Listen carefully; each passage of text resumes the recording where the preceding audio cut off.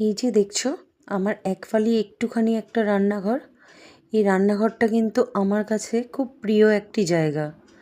রোজ মনে হয় নিত্য নতুনভাবে রান্নাঘরটাকে সাজিয়ে তুলি। কখনো কিছু না কিছু করতেই থাকি। দেখো এই র্যাকটাকে আমি নতুন বসিয়েছি।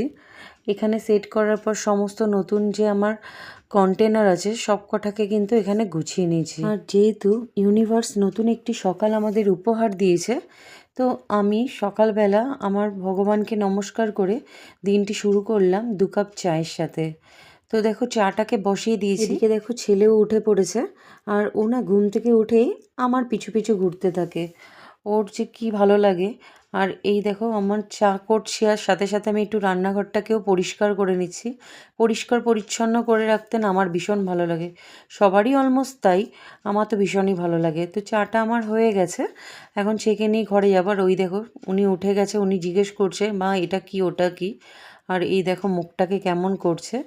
যাই হোক চাটা খেয়ে নিয়ে টিফিনটাও রেডি করতে হবে। তো চলো টিফিনটা রেডি করি। আর এই দেখো টিফিনে আজকে না করব হচ্ছে পরোটা। পরোটা অনেক দিন করি না, আজকে একটু ইচ্ছা হলো সকালবেলা, তো চলো বানিয়ে নিই। আর দেখো পরোটাও আমার ভাজা হয়ে গেছে। এখানে একটু আলুর দম করে নিয়েছি কড়াইশুঁটি দিয়ে। তো এটাই আজকের ব্রেকফাস্ট।